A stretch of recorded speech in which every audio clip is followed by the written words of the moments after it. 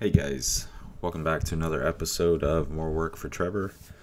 This is Trevor, and today's episode we're going to be going over how I made these epoxy river boards here. I guess the one on the left you could consider a cutting board, and but basically both of these pieces are just test pieces. I've never done any deep pour epoxy. So I did get some, I think it's the super clear epoxy, deep pour epoxy.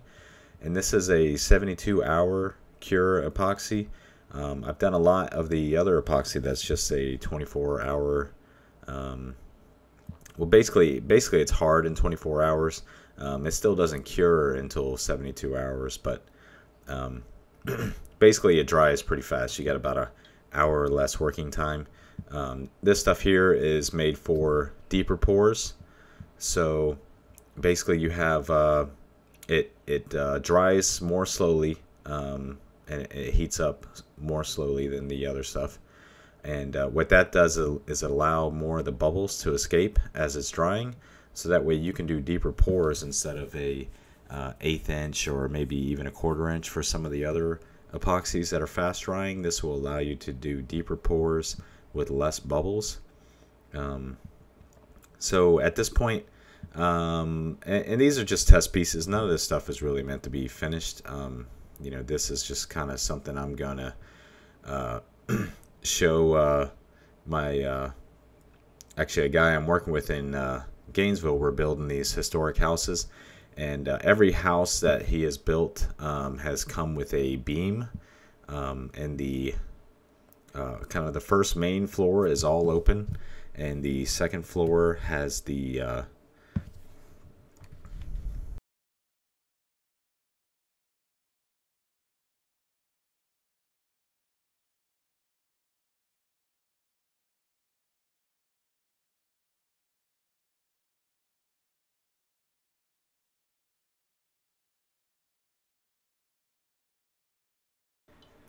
second floor is where all the living space is. So the first floor always has a giant beam that goes across for support for the second floor. And so this piece of wood here is an ambrosia maple, which is really cool. And what's nice about working with this wood here is anytime you cut it or drill into it, it smells like maple syrup. So that's really cool. But so this one here, So previously, as I was rambling on, I just basically covered everything in shipping tape, and if you want the epoxy to release, it needs to be lined with shipping tape. So basically, I just took an old piece of plywood, put a whole bunch of shipping tape down, took some 2x4s, wrapped them in shipping tape, and basically anything that's going to touch the epoxy that you want to break free, it needs to have shipping tape on it, or it needs to be silicone or something that's not going to stick to the epoxy. So this piece here, I'm trying to think outside the box with this epoxy stuff and try and figure out what's going to be the easiest, because some of these are going to be, like a 20-foot span.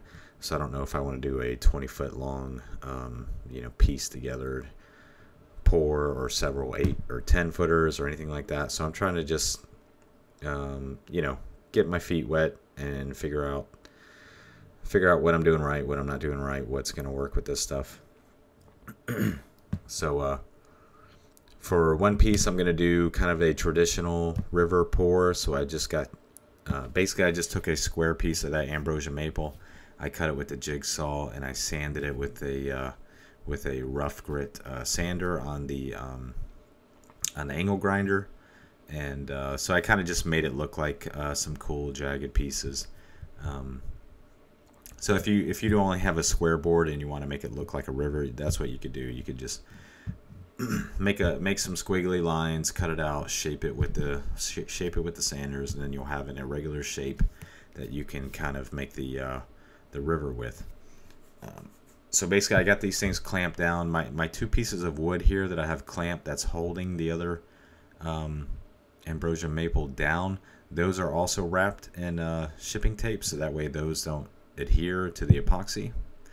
And a nice little trick I learned here is that if you want to know how transparent it's going to be, you need to mix your epoxy up at the same thickness that your epoxy river piece is going to be at. So for me, it was about a 1-inch piece. So I tried to mix it at about an inch or an inch and a half when I was doing it. And then I gauged it. I said, okay, that looks about right. So then I went with the full amount that I needed, or thought that I needed, and went ahead and poured that in. But as I poured it in, I realized that maybe it was a little transparent. I wanted it a little bit darker, so I went a little bit heavier with a little more pigment, and I also adjusted the color to like a slightly deeper blue, kind of like a more royal or electric blue. And I figured that with the turquoise would kind of make like a deep sea blue, which would be really nice. And actually, I think when you're doing these things, if you mix your own colors, I think usually you get a cooler color, especially if you don't mix it in completely like I did. I just kind of stirred it, so that way when it's done, you can see, you kind of get like a layered effect. There's Docky Doo and the very chunky Augie. Let's see if I can get him to smile here. These kids are great. So yeah, you set it up, you pour it, you try to keep the bugs or anything else out of it. Give it plenty of time to cure. I think we gave it probably about 5 or 6 days, maybe longer. Might have been a week. It's all a blur, you know. It's all a blur. So with these pieces here, basically I just caulked it down. Silicone would be better, but I caulked it. I did spot a leak as I was walking away, and I just added a little more caulking. But you want to be very careful with that. Also, you probably want to do it somewhere where if it does leak, it's not going to ruin your floor or your carpet, wherever you're doing that stuff. We're kind of forced to use our kitchen table sometimes because we need a clean space for this epoxy stuff. Sometimes the garage is a little bit too dusty. But as you can see with the smaller piece, it kind of receded a little bit, so it went underneath the board a bit, and it kind of, I don't know if it absorbed into the wood. I did do like 2 light coats of water-based poly on it just to kind of seal the edges on both the pieces. So I've heard you can get bubbles there sometimes if it's not sealed. Also, if you have any loose bark or anything like that, you'd want to remove anything loose before you do the pouring. Otherwise, you'll be adhering to something loose that could compromise the adhesion.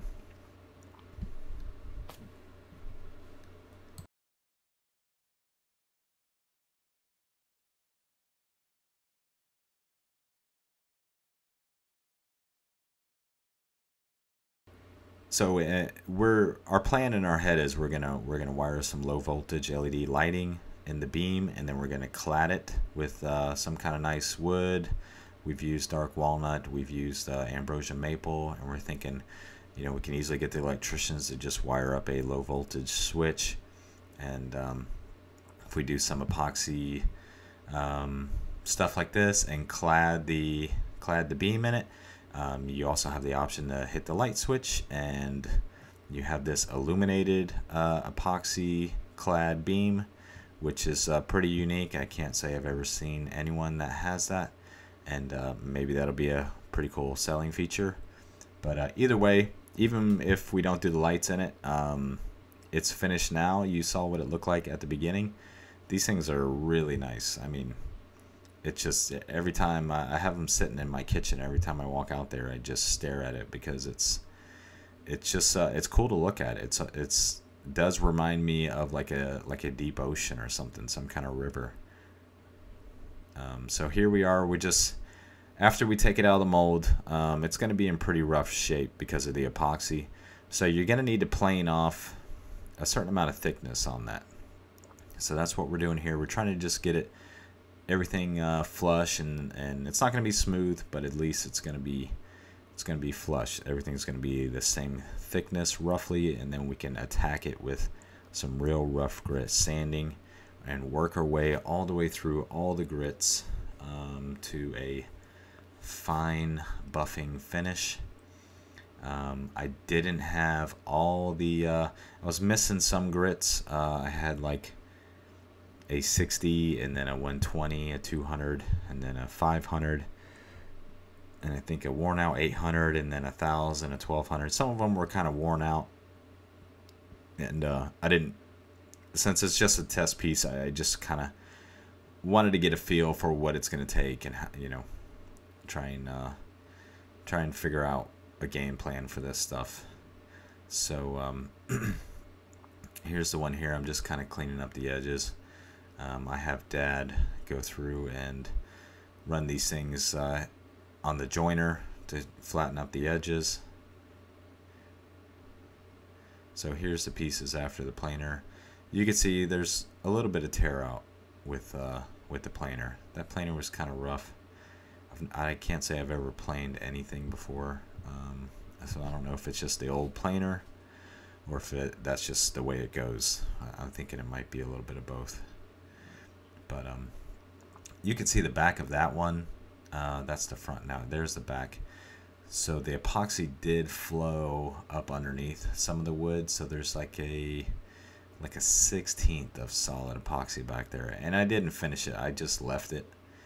I thought it was kind of cool. It was kind of like you flip it over and it's like, this is how the sausage is made kind of thing, so you can kind of get a feel for the process. Like you know, somebody who's not familiar with this is going to look at that and they're going to say, what the hell is that? You know, it's really cool. And so if you flip it over, you kind of get a sneak peek behind the curtains, I think. So, but I think it'd be nice too if I put some little rubber feet or some kind of padding on the back, so that way the cutting board kind of sits off of the counter a little bit, and maybe grabs a little bit. So maybe like a small rubber kind of foot on the corners would work.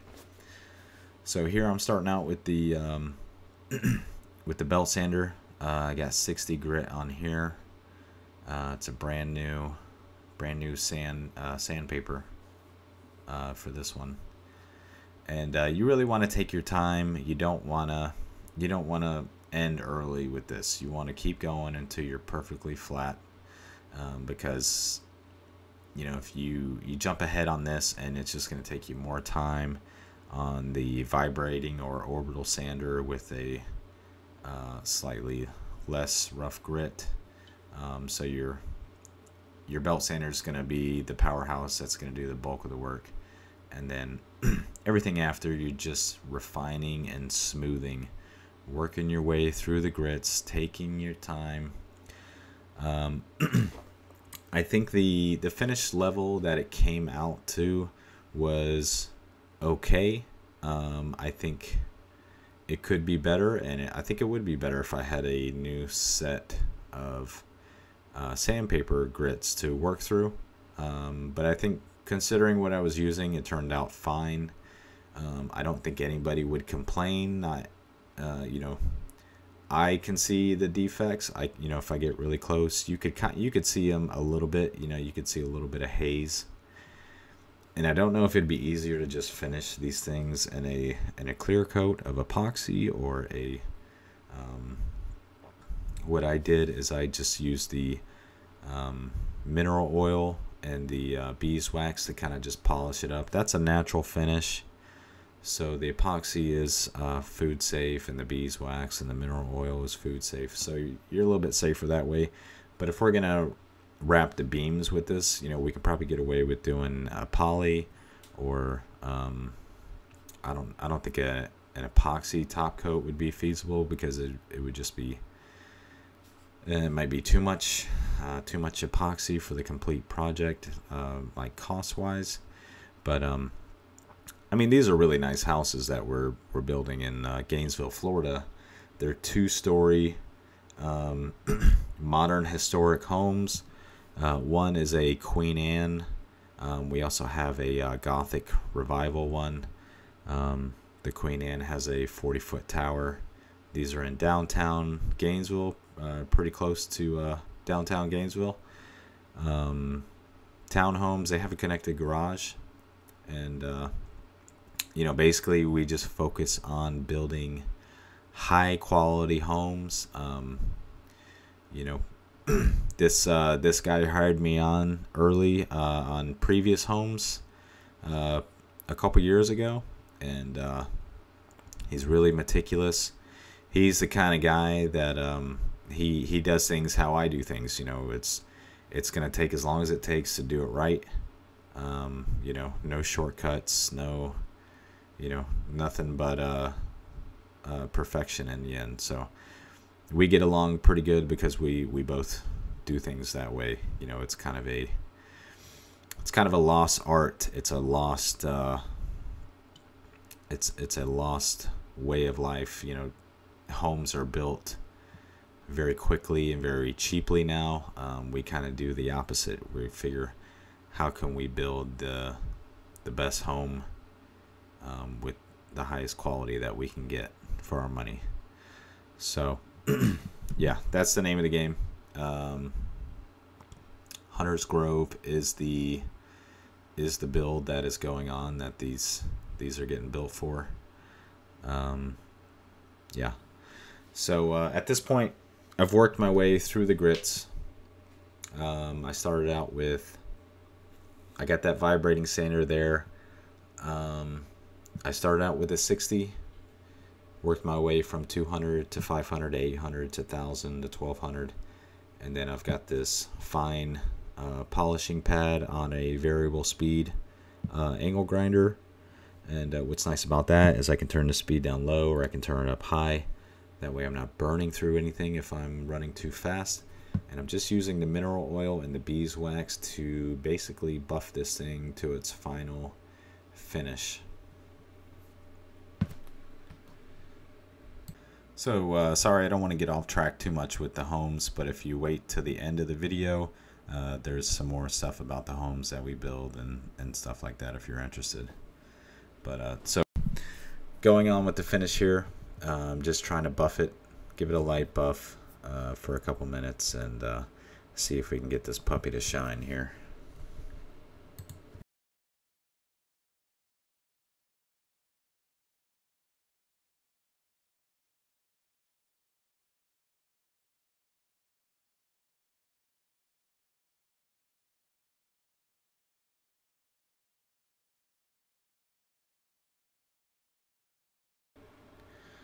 So basically I go through the same process with this little piece. So nothing different than I did on the last one, just kind of maybe showing how I go about it on two different separate pieces if you're interested.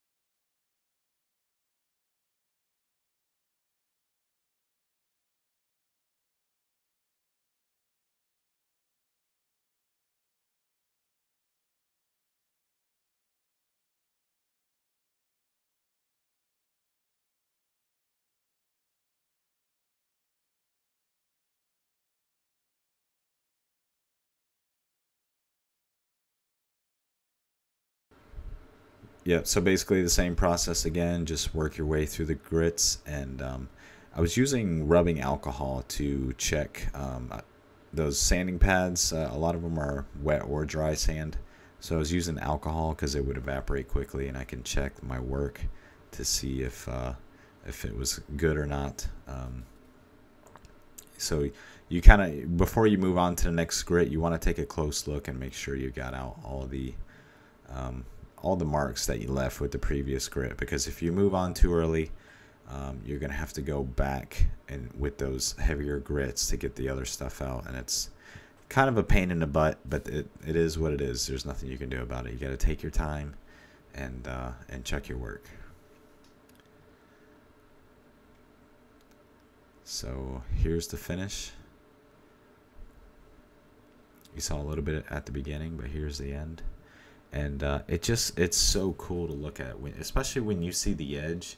Now if you wanted to be creative, you could cut that edge right there at a 45 and do like kind of like a mitered return, so it looks like the river is flowing off the edge of the wood into the counter. You know, even if it were just an inch or 2 inches or something like that, that'd be really cool. And you could probably put some handles on that too, and it would be a serving tray, or it could just be a cool cutting board that kind of sits off the surface. And it'd probably be hard to store it, so it might be one of those things where you actually just clean it and leave it. You know, it's kind of like a showpiece. But I mean, just look at it. It looks like the ocean is sitting there on the table.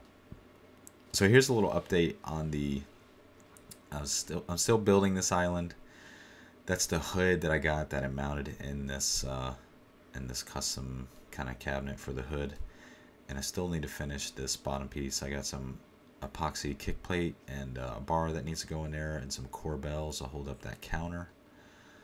And I still need to build the front. I have the drawers built, but I need to install them. And you see my girlfriend, the pack rat, is already storing stuff in them. Sorry for the cluttered house, but what can I say? You can never have enough storage. Here's a little spot where I blew a freaking nail out. But yeah, so I'm not done with this. I still have to finish it and caulk it, and kind of these white spots that you see on there, those need to be painted with the kind of faux finish that I put on there.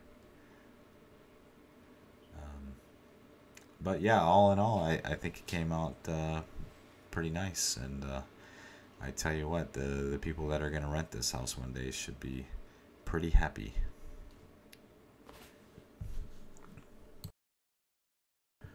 Alright guys, so here's the homes that we're building in Gainesville. This is the Queen Anne 1 modern Victorian home. This is the 40-foot tower here. You can see we're flying in this witch's hat here, and all in one piece with this huge crane. But that's the master bathroom there. That has a 20-foot high ceiling there, and the master bath has a standalone tub, walk-in shower, and a his and her sinks in there. It's really nice.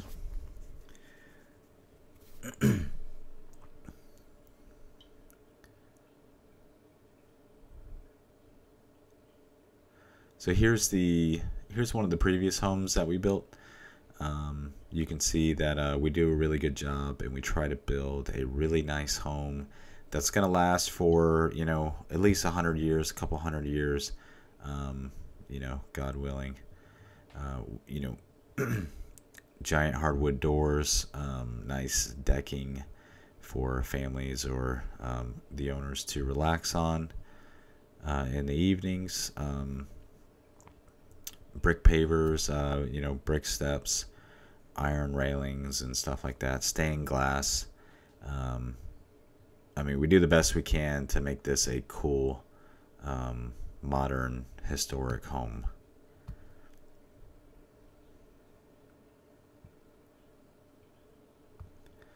So here's a closer look at the deck. And here's stairs that I personally built by hand.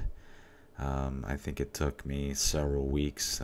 This is hardwood oak flooring and walnut nosing, and we have a mixture between oak and ambrosia maple for the posts. Here's the shower that we built for the master area. Sliding barn doors, standalone tubs. It's a really nice place. Here's the beams that we're doing the river pieces for. We're thinking of cladding these with the epoxy river, possibly putting lights in there, so it might be really cool if you can flip on a switch, and your epoxy LED beam just kind of illuminates. Who has one of those? Really nice kitchen, standalone island. But as you can see here, really nice stuff. And these new homes that we're building, they're probably going to be a little bit nicer than this one, even with the marble backsplash and quartz counters and stuff like that. But yeah, we do the best we can to build the highest quality home with, I mean, just the most minimal of flaws. No paint touch-ups, no dings, no nothing. If you're interested in one of these homes, you can message me, and I can point you towards the realtor that's going to be selling these homes. But thanks for watching. You can support me on Patreon. Also, if you want to buy a t-shirt from our Teespring shop, feel free to. I put a lot of time and design those myself. I hope you like them. And thanks for watching, and we'll see you on the next episode.